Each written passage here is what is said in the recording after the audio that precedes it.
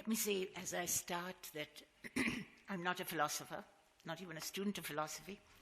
I'm not a social scientist, and I'm not a student of education. So I'm a kind of interloper here and have been feeling for the last 36 hours or so how inadequate the scale of my questioning is in relation to the kinds of questions philosophers address: happiness, well-being, education.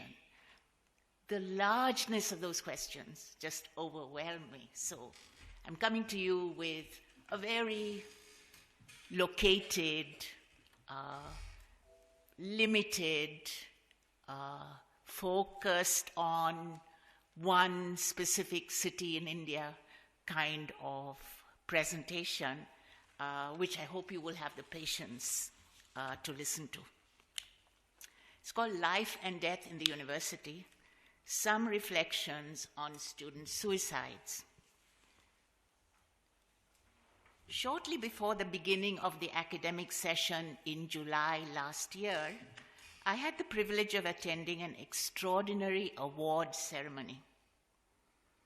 Scheduled caste students from Telangana and Andhra Pradesh who had passed their 10th class examinations with an aggregate mark over 90% were being felicitated by the Ambedkar Officers Association.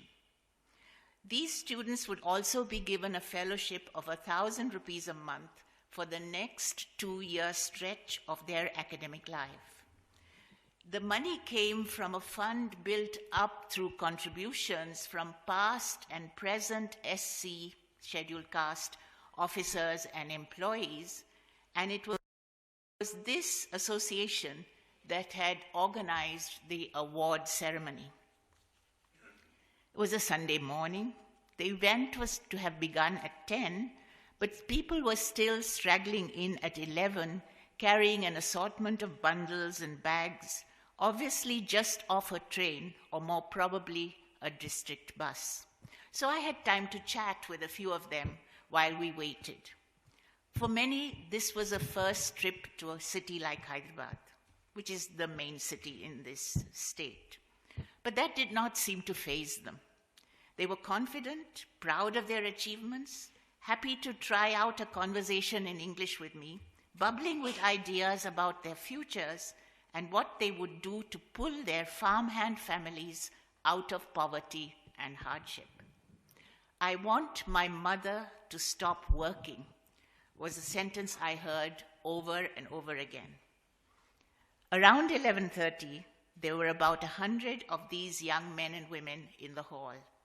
Families had come with them, lean fathers and mothers, their roughened, gnarled hands and feet rubbed with oil and fresh for the occasion. Wide-eyed younger siblings enjoying their best clothes, even if they were barefooted, and occasionally proud grandparents. The lineup of speakers could not have been more impressive. A retired chief secretary of the United Andhra Pradesh, a director general of police, IAS, IFS, and IPS officers. IAS is Indian Administrative Service, which is the highest level, IFS, Indian Foreign Service, Indian Police Service, and so on. A doctor, a specialist, a cardiologist, 2 young men who had gone abroad, studied at Harvard and Caltech, and now were working in the IT industry. This was a panel of people from the same background as these children, people who, despite the odds stacked against them, had succeeded. They were going to share their experiences and give the young people advice and encouragement. I noticed that apart from one journalist from an online publication that focused on caste issues, the media was absent from this event, which it seemed to me was brimming with significant stories. Well, what did the advice consist of? Over the next 3 hours, yes, 12 o'clock to 2 o'clock or so, 2 o'clock or was it 3 o'clock? Broken only by tea and a samosa, I heard speaker after speaker say in different ways, "You've gone this far. You've done extremely well. Congratulations.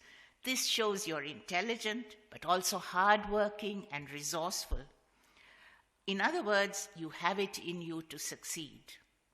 But never imagine that you are like everyone else. College life is going to be very hard. You will have to steel yourself to struggle. Every step will be hazardous. You may not be able to find friends. You will feel out of place. The teachers may look past you in class. It will be difficult to understand them. You will have to work much harder than everyone else to get a grip over your lessons. The key thing is to stay focused. Think of your family. Think of your village. Think of everyone who has had this confidence in you. And stay focused. Set yourself a tight schedule. 6 a.m. to 11 at night is good. You need some sleep. Don't harbor thoughts of enjoyment. Don't get involved in student activities. Don't ever stray into a romance. Above all, develop a thick skin. Try your best not to be provoked. For someone like me who had spent a working life as a university teacher and who believes that the university is a place in which students break out of the limited world of their homes, develop new friendships, acquire new ideas and values, get involved in discussions and debates, experiment with freedom, and actually renew the ideals of universal equality and democracy, what I heard was very distressing. What these Dalit speakers were saying seemed to contradict everything I believed university life should actually enable.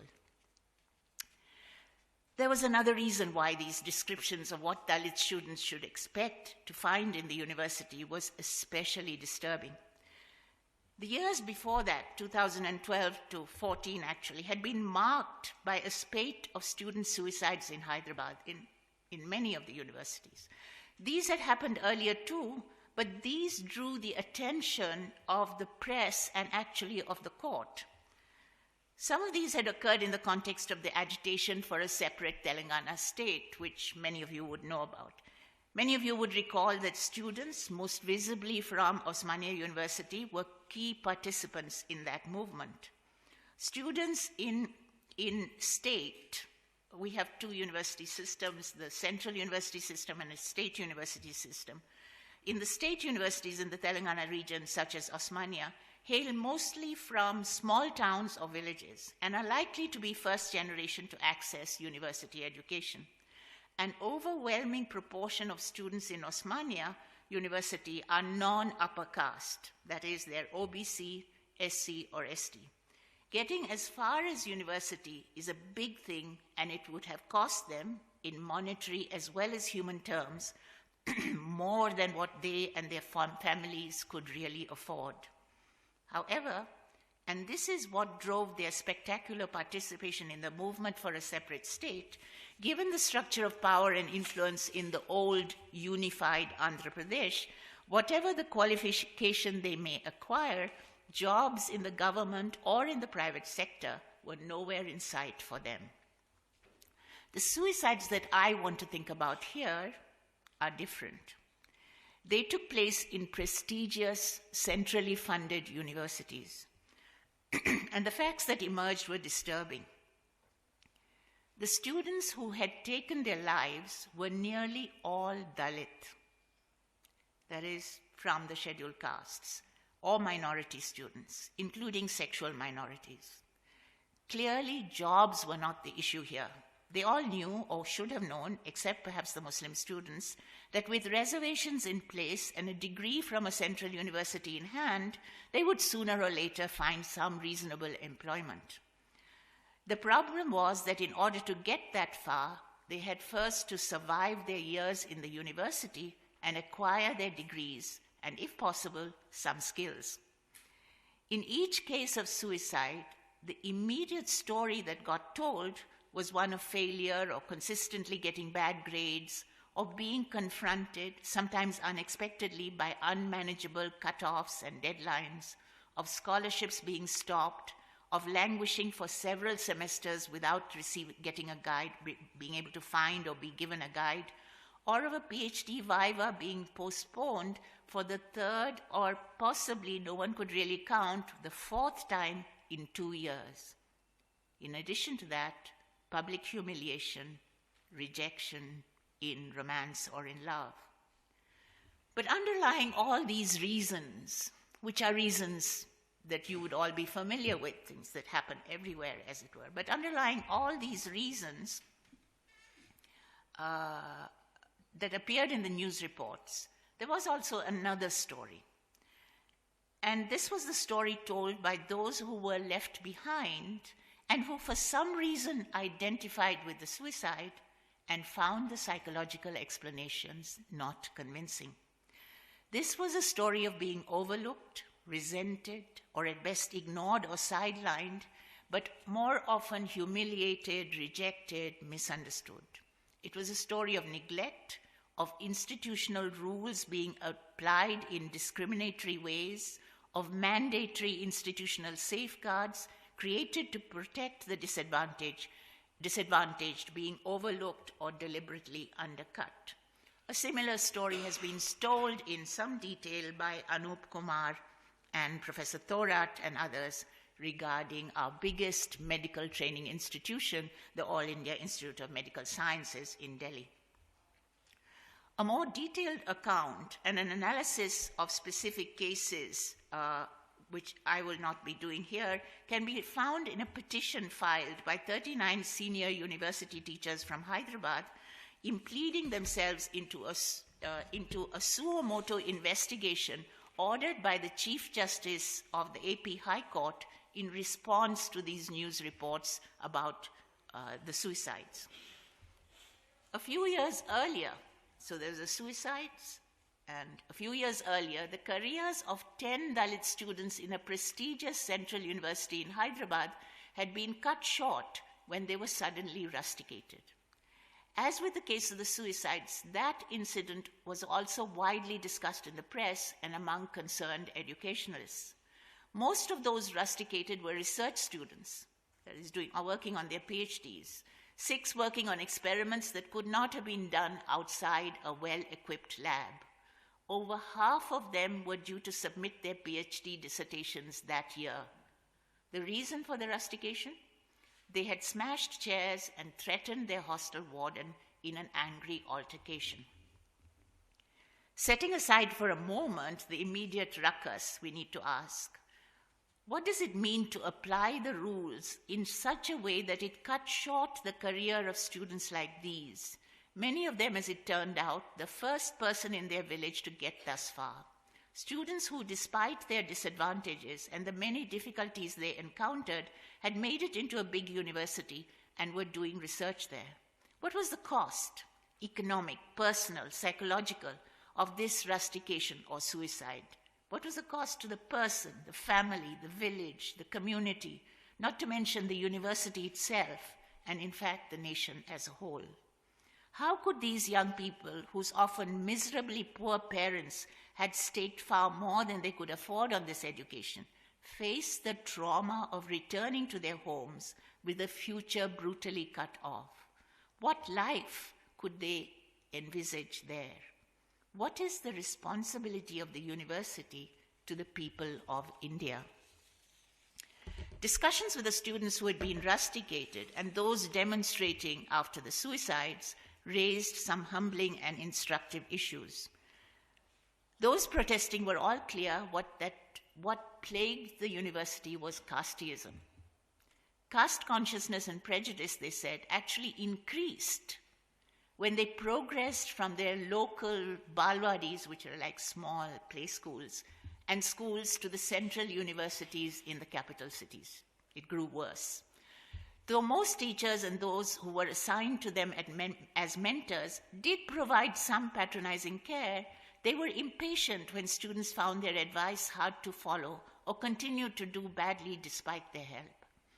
Teachers and administrators came with a baggage of assumptions and attitudes and rarely imagined that they had to reach out beyond what they already knew or to change themselves in order to support these students. In the hostels too, the presence of Dalit students was resented. Other students tried their best not to share rooms with them. If a relative from the village came to town and stayed with them, it was treated as a misuse of the hostel. Yet, often, the student was the only contact that the whole village had with the city. If they had to come for medical treatment, to write an examination, or follow up matters in a government office, there was nowhere else for them. Many students said that other students actually expected them to clean shared rooms and corridors, do the menial jobs in the hostel, and that they never sat at the same table as them for meals or never reached out to them in friendship. These students were picked on, made to feel out of place, constantly charged with some lapse or the other, forced to survive on, actually this was a big complaint, forced to survive on vegetarian food. It was not unusual to find that the Dalit students get worn out, depressed, and angry when every day, in every context, they have to battle such a hostile and uncaring atmosphere. We get a sense of what this means in the following statement from the president of the Center for Dalit Studies, who on one investigation and discussion with the university retorted in response to a proposal that what these students required was psychological counseling. Our boys don't need counseling. The problem was with you. You just give them half a chance. That's all they need to manage. They have it in them to survive. You just give them half a chance. That's all they need to manage. Thus far, I've probably had you with me, and now I'm going to lose you. To get a grip over this phenomena, I believe we need to turn to the now 180 or more year history of our universities. Until a decade or two ago, rare exceptions apart, only a minuscule elite of the Indian population entered, survived, or made good in these institutions. In other words, the university, purportedly open to all, was a privilege reserved for some. And this was true of faculty, students, and until very recently, also the administration. It is necessary today to confront the fact that although this was never a stated objective, the university was actually effectively developed as an institution in such a way that it ensured this outcome of being maintained for the elite. That the university was structured, is what I'm saying. The twice-born or upper caste, English-educated, mostly wealthy, who were considered as having merit. And in our country, this is less than 20% of the population. The university was for less than 20% of the population. We should also note that this exclusionary structure and the justification for it was elaborated, updated, and consolidated over many decades. We put a lot of work into making this exclusionary structure. In fact, we might actually think of the university as an archive of the elaboration of this privilege, which is implicit now, of course, in the social life of the university, in curricula, entitlements, norms, practices, you name it. The section it privileges has official power in its hands, but more importantly, it is authorized to set standards, develop directions, develop curricula, evaluate performance, extend sanction. The university services the interests of this privileged elite, and it is to these interests that higher education continues to remain accountable to such an extent that it censors all others. Of course, the university is not alone here. This is broadly true of our administration professions and commerce. And it is against backdrops such as this that we need to understand the idea of reservations for scheduled castes and scheduled tribes, which is a constitutional guarantee introduced in the 1950s despite stiff resistance from those purportedly concerned about quality. As an idea, reservations, As an idea, reservations long predates what Americans call affirmative action, and unlike the latter, is justicable.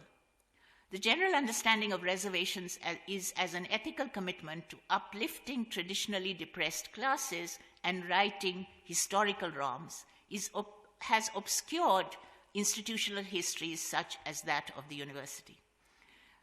Ambedkar, however, the person who spearheaded the idea of reservations, is quite clear that they are a strategy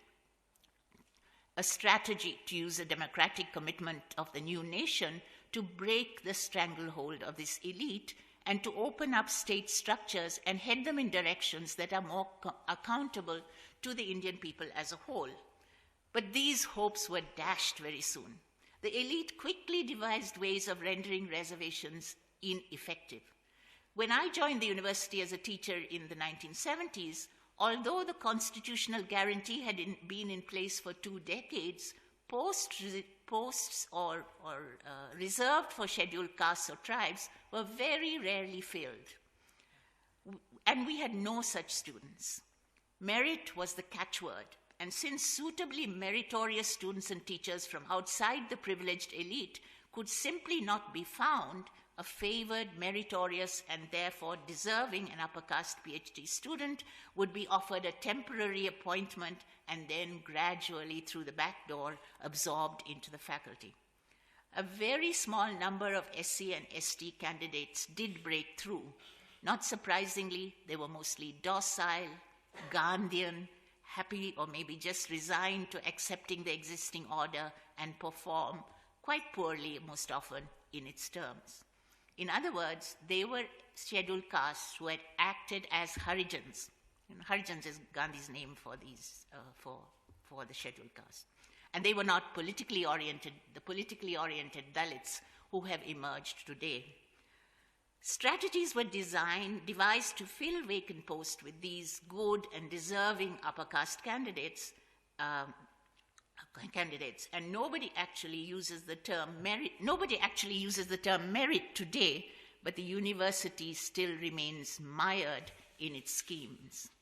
In brief, the university's culture in this broad sense of the word, its institutions, its norms, its rules, its disciplines, its practices, and above all, its teachers and administrators, ensured for a good half a century after independence that it continued to be accountable only to this elite and that it only served its interests. To this cultural ground, which operated anonymously and apparently with popular consent, we must add the prejudice, conscious and unconscious, of individuals in power. Discussions about how exclusion operates are, of course, now taking place all over the world. The women's movement has provided evidence and analysis of how women are excluded in various ways. Today, race, caste, sexuality, disability, regional bias have been added to this list. But I'm looking in a somewhat different direction. In an essay called Vacant Chair, that deals with censorship as a field in a very broad sense, Jacques Derrida points to the manner in which exclusion operates. At every moment, he says, forces are suppressed, limited, marginalized, made minor according to the most diverse ruses. He points out there's no field of study, no chair devoted to this phenomena, which according to him is the key phenomena we have to look at today. And to study, no chair devoted to studying what has been and is censored, despite the fact that exclusion or debarring has acquired such huge significance in contemporary times. He calls for philosophy to renew its originary commitments to truth, freedom, and right, and for it to be committed to that today means to be interested in that which is censored. What then are the implications for all of us here today? I am suggesting that in order to get a grip over the speeches at the award ceremony, the suicides and rustications, we need to address the problems posed by such an institutional architecture. The law of the structure of that architecture, one could say, or I could say, the law of structure itself demands that it disappear, that it become invisible. The structure is always invisible. And that this hidden architecture continues to have the power to entitle and accredit and it would have effectively appeared to have serviced an earlier student population. Yet today it is an architecture that makes it impossible for the new groups to survive, so much so that some of them choose death. Consciously or otherwise, as teachers and administrators, people like me, maybe people like you, uphold the architecture. We may actually, as liberal intellectuals, be happy to include, but we do not think that the existing structure or personnel needs to be reworked in any way, let alone in a radical manner, for that to happen. The task of deconstructing the existing formations or making our way beyond them remains unaddressed, and current exhortations about aiming at excellence or global recognition simply renew the old formations. Curricula, examinations, grading, norms of behavior, ideas of respect and value that are taken for granted and continuously re-endorse the cultural authority of a dominant subjectivity to which all address is in the universities directed. It's a question of who's addressed and who's overlooked as well. And the university also has a lack of accountability to those considered meritless. All this combined to make it very difficult, and in the case of suicide or rustication, sometimes impossible for the new groups to survive, much less acquire skills, confidence, or a viable subjectivity to flourish in a free nation. In fact, students from these new groups find themselves shunted around in what might be thought of as a regime of appearing or a network of legitimacy. They shuttle between being super or hyper-visible, as those who've committed suicide, or those entering under a special category with the letters SC or ST emblazoned after their names on lists, or by standing out in their clothes, their body forms, their manner, their dialect, and so on. So they can be hyper-visible, or they can be invisible in the classroom, that are at best conducted as though they do not exist, or at worst as if they are an embarrassment. Or they can be both invisible and hyper-visible in hostels, where they are isolated and friendless, and hyper-visible again when they fail, or when growing rage at this condition erupts in protests, or when they quietly take their own lives. What does it mean, we might ask, to say that an institution engineers death? You may ask, if this system is so historically formed, so elaborate, if it is structural as well as personal, if it consists of written as well as unwritten laws, can it ever change?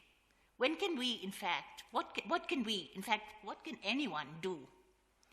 In another essay entitled Privilege, Derrida tries to understand what a reworking on the scale appropriate to our time might demand. He uses the institution of philosophy as an example and argues that the intellectual task in philosophy is not to defend or conserve the discipline in a corporatist manner. The challenge is to work from the contradictions that appear in what might be thought of as the topological, as against the structural dimension of the institutional archive, that which you confront every day. And in those, to give priority, this is Derrida's words, to give priority to the unlegitimated, thus to legitimate by privilege what at a given moment appears illegitimate. What a strange rule, he says, for an institution, be it philosophy or the university. It's nothing less than instituting the right to philosophy where that right appears null, denied, forbidden, or invisible. I want to read that again. Nothing less than instituting the right to philosophy where that right, or to the university, in my argument, where that right appears null, denied, forbidden, or invisible. But he says, is that not philosophy itself? Is it not philosophy in action and its infinitely resumed origin? Would this not be education itself, I want to ask? If that is the task, and if that is what we, the community of this action, must pledge ourselves to, which is the task of transforming the founding contracts of our institutions, how might we think of or understand the actual process? Does someone just come up and offer us a theory? Let me attempt an answer by way of recent discussions in the field of the law. In the normal course of things, the law is invisible. It functions silently like the ground on which we live, like a culture. It comes alive only when there is a question raised, which makes the law seem unclear or contradictory. We then go to court or complain to the grievance committee in the university or whatever. We do that only when there's a disagreement, when there's a challenge to the routine taken for granted life of the law. In other words, the law becomes visible. It comes into the picture only when a new demand for justice emerges. It raises the law into readability. This demand for justice calls for a new reading of the law, which is what we ask for when we go to court, very simply. In situations like this, the judge has to interpret the law or make it perform a new task in relation to the call for justice that has emerged. However, confronted with the new issue of justice, a judge has to return to the law in order to read it again. She or he can do it in two ways. She can do it in a manner that conserves the status quo and subdues or closes off the call for justice in a corporatist way.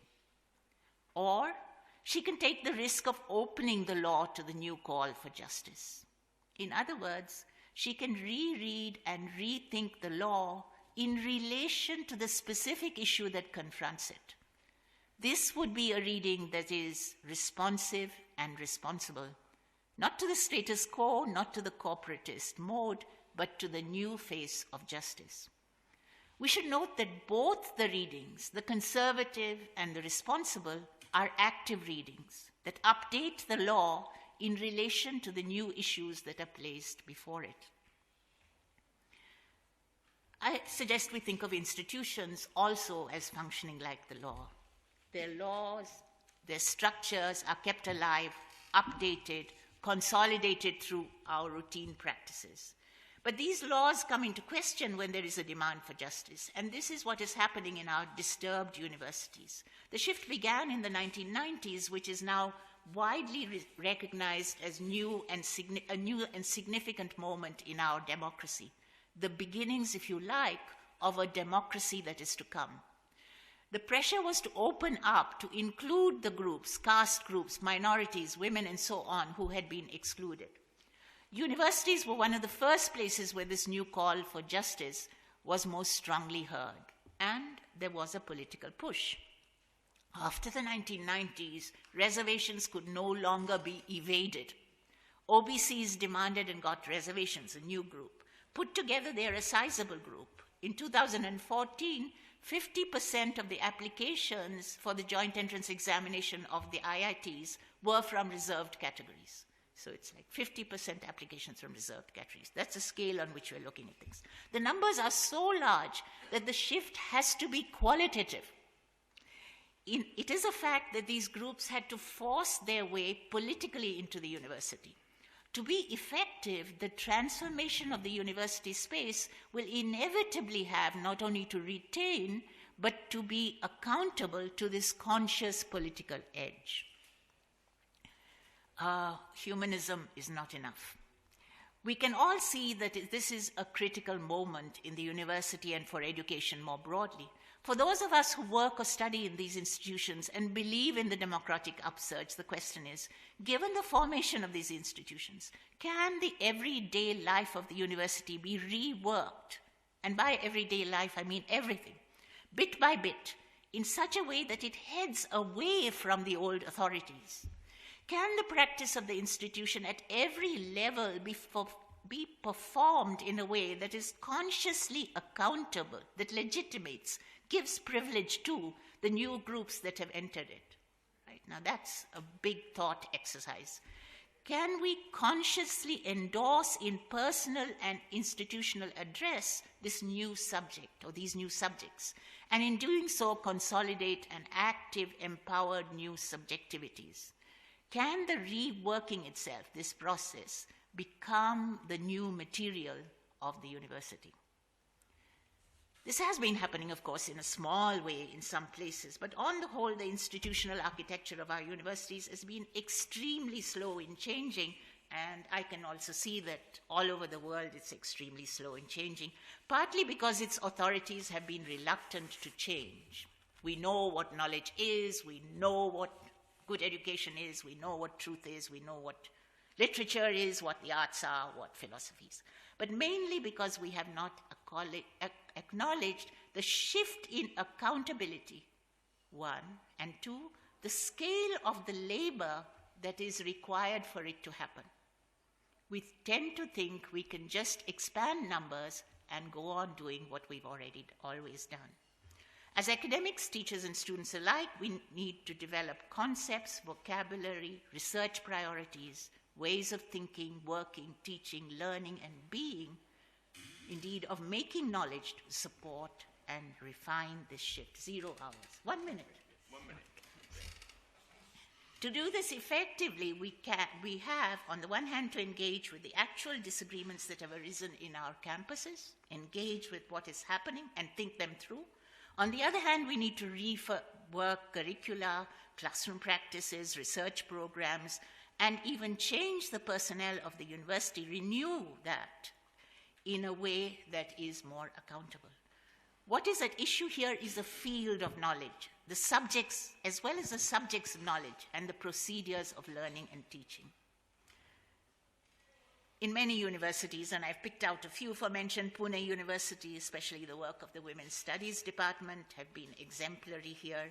A good deal is taking place in Hyderabad and and in Bangalore, and in another number of other places in Tamil Nadu, Karnataka, and Kerala.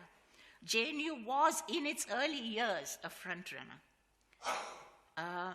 There is, I can see in this hall, quite a number of people who have been alert to these issues and can be added to this list.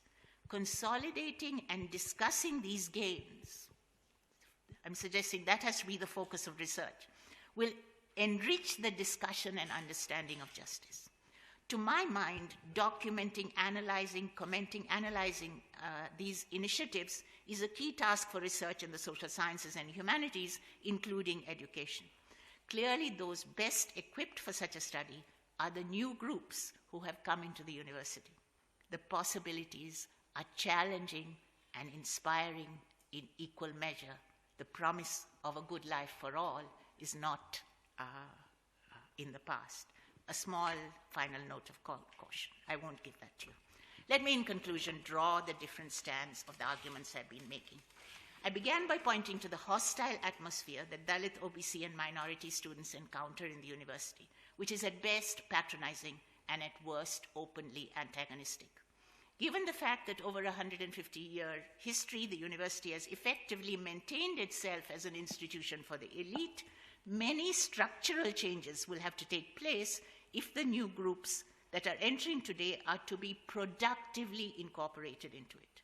In the process, the culture of the university, the nature of the knowledge it passes on and creates, the culture of the community that it aspires to be, its place in national life will also have to change.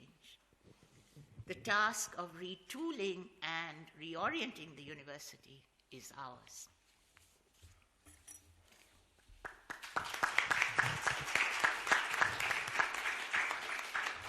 Okay, so we'll collect questions again, maybe just collect 3, and you can respond, and we'll finish at 11:05 according to my watch. So first question there. The person who's looking around at who else might be questioning. Yeah. A very good talk. It doesn't matter whether it comes from the stream of philosophy or it doesn't. But since, like both speakers pointed out, I forget the name, but anyway, the first speaker talked about competitiveness, and the other speaker talked about exclusion, both in education. but obviously it's a reflection of the same things in society. I mean, after all, educational institutions, whether at smaller level or at the university level, are part of some system of the society which does the same.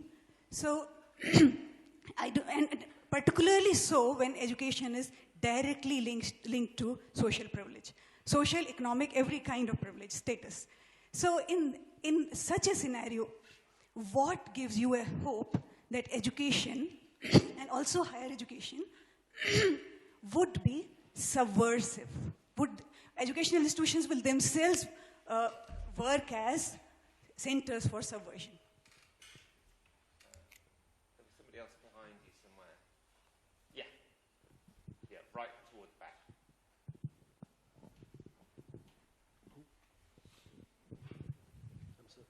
Yeah. It was a very good talk. And in Central Institute of Education, Delhi, we have been reading Kancha Alaya, and especially the book Why I'm Not a Hindu, and also Om Prakash Valmiki in Jhutan, and they explain very, I mean, it is very disheartening to read those books, but they reveal to us the process of subtle marginalization and exclusion.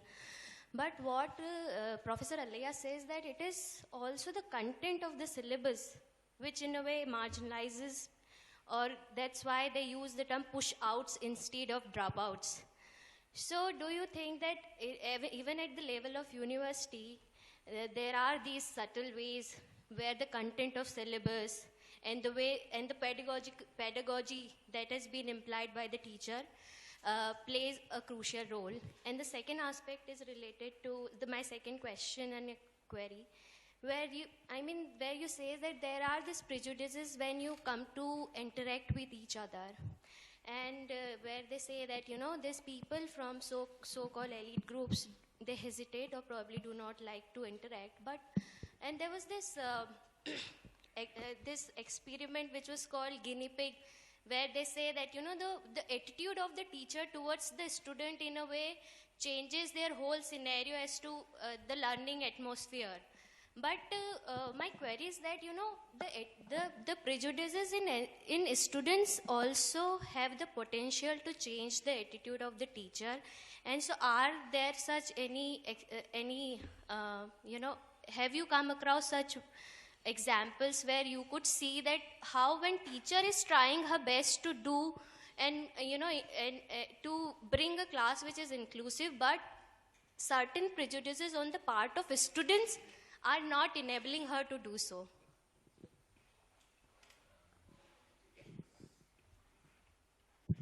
Good morning, ma'am. Yes, you talked about institution. The new justice is important. New demand for the justice important for the structural change in institution.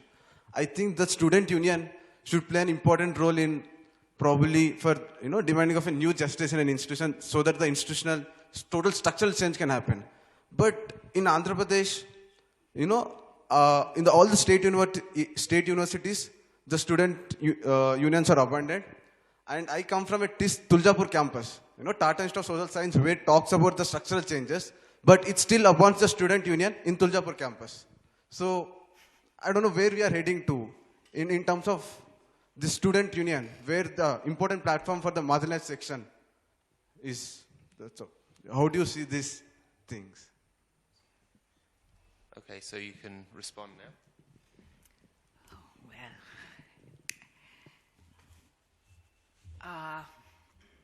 How can education be subversive? How do we think more productively about the content of the syllabus? More importantly, I think in your question, what have you thought about why it is that when the teacher is really trying her best, students can be still prejudiced against her and rejecting of her attempts? And your question about student unions. I'm delighted with these questions because they're really so grounded. They come from the actual texture of the world that you live in. What I'm trying to say overall, I don't think I have specific answers to you. Obviously, the university is also an extension of the city, as it were, or of the country as a whole. But we in the university actually believe that we are not. We believe that we are special, that somehow we have direct access to humanity, to knowledge, to truth, that there is this special status that we have. And that is what I want to, I'm really saying the universities are far too smug, self-satisfied, self-confident, and that we are reacting to the new groups who are coming in either patronizingly or punitively. These are the two reactions that we have, and both are very weak kinds of reactions to this situation. We're poised at a moment when we can think of this as a democratic upsurge of some kind, all right? Think of the democratic upsurge in Europe in the late 17th century that actually sets up all these institutions and the knowledge formations and the disciplines and so on. Is there something completely different happening? Are we able to listen to it? And that is, I think, the answer I would give also to the person who's sharing the frustration of her teacher or a teacher who's trying hard. You need the ability to try hard before you try hard. And you have to equip yourself. You have to learn, you have to unlearn, you have to reach out to new locations where knowledge is coming up. You have to reach out to people who can teach you who you never thought would be teaching you. I mean, there has to be such a kind of upheaval that has to take place, both in our personal lives as teachers and in the life of the university, for this to happen. I think there's a lot of potential because despite what you say about student unions and about students, there's a lot of pressure as well. Even the suicides and the fact that the High Court says, I need a report, or the Chief Justice says, I need a report on why there have been so many suicides in the universities. And that a large group of teachers think that this is something that has to be thought about. These are all the beginnings of something new from which we have to learn. But what I hear in universities and in academic conferences and so on is a huge amount of self-confidence. I don't hear the other part of it, the fact that we've all been trained in the old systems. We don't know how to deal with the new. And I'm not talking about people who come from America or Europe or whatever it is. I don't know about those places. I'm talking about all of us black people in this hall, that we don't have enough sense of our own inadequacy in relation to these questions that are coming up. So we become more and more aggressive, punitive, intolerant. We think that these people are violent, right? Violence is the description with which we're looking at the essays. So I think there is something that we need to do which is more than changing the curriculum. We should change the curriculum, but you can't just take out the old curriculum and put in the new curriculum. It doesn't exist. The making of that new curriculum is an effort of a different scale altogether. Unions are bad and good at the same time, I wouldn't throw them out. I wouldn't throw the teachers out. I wouldn't throw the administration out. I wouldn't throw the unions out. But I also would want to push them in different ways. And I do think they're being pushed. But what I'm asking of all of us is that we recognize we privilege this protest. We privilege this question that comes up as the question that has to be asked for education. So it's that change in our own orientation that I'm looking for, that positive, humanist, liberal mode with which we have formed ourselves as intellectuals and as teachers and students has, in a sense, to be set aside at the moment. There's a lot of unlearning to do as well. We've got time at least for one more, but before that I'm going to use a personal privilege. So you said you don't know about America or anywhere else, so what you described as you were describing is exactly my experience. So exactly my experience, that people have this confidence that they know what they're doing without actually having gone out and unlearned anything or learned how to do anything. So just the universalism of, inadequacy. Sorry. Go on. Yeah, with the pencil.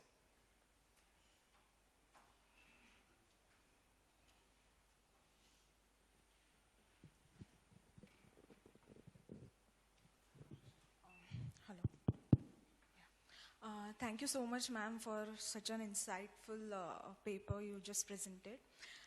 My question is more from a media's angle, like being from a media's angle. Like somewhere you have mentioned that many suicide reports were reported, so my question is that, can media bring a change in the mindsets of people if they start carrying out the stories of, suicides, students committing suicides? And can they have, philosophical articles, or maybe a feature which would be, daily reported, or maybe reported 2 or 3 maybe reported per week? So basically, I want to know, how can media change the mindsets of students coming from rural background, especially because, to my knowledge, media gives space to urban stories more compared to the rural stories. Thank you. Just one question. Yeah, we can take another one probably. Sharon, go on. Thank you. I would like to highlight one element. Most of us are, or many of us in this room are, college professors. And if we make the choice to be advocates of, to be good teachers of Dalit, Adivasi, rural people, of course, as you say eloquently, we have to learn how to do that. We have to obtain the ability.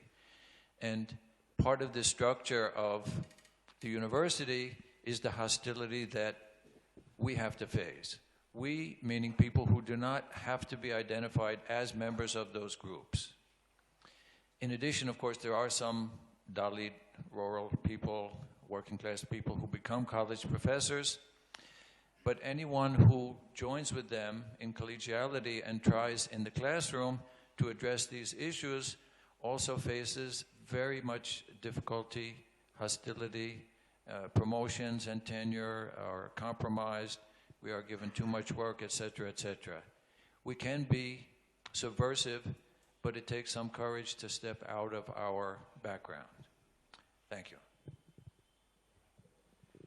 Well, just responding to the question about the media with the story, I said that the Chief Justice had suo moto of himself, ordered an investigation into this and a report to the court on the... And this was occasioned by a short report with a little commentary by a young journalist who happens to be a student of ours, and this had appeared in the newspaper and had been taken up. Now, I think the media is... The young people in the media are capable of playing a very important role. And I want to sneak in another statement here. I find in classrooms that young people, whether they are privileged or non-privileged, are interested in democracy.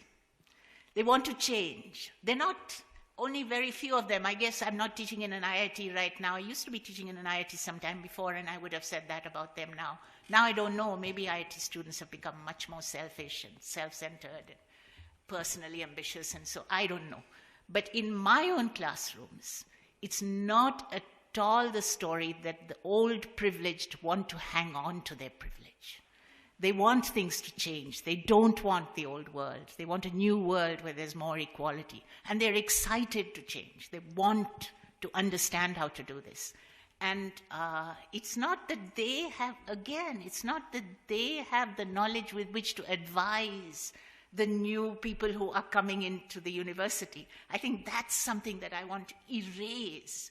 That do they have the ability to learn from what is happening in the universities and to learn from those who are suffering from what is happening in the universities? Do you have the ability to learn? Right? at the moment, and which is more or less what you said, that there's a cost. It's a much more immediate cost in most of our institutions, and I can tell you from my own experience, than we think it is. But there's also a benefit, all right? What you talked about, self-regard, regard by others, your own whatever, which is the benefit that you get at the other end. Sharon, if you can do it in 1 minute, and you can respond in 1 minute, then we've got 2 minutes. I don't have to respond.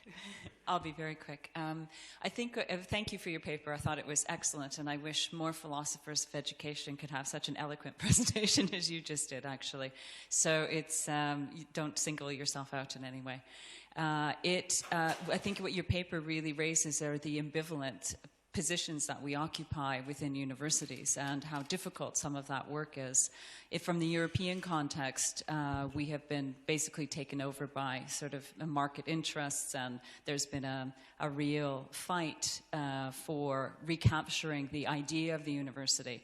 But unfortunately, what's been happening is that it's a return to very old modes of doing things in a lot of that discourse. And I appreciate your talk here today because it means we have to reinvent what it is a university actually stands for.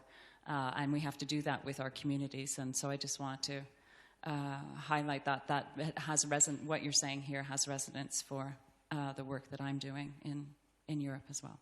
Thank you. If you want to say anything, you can. Well, Otherwise, I don't think I need to respond. Okay, well, thank you both very much.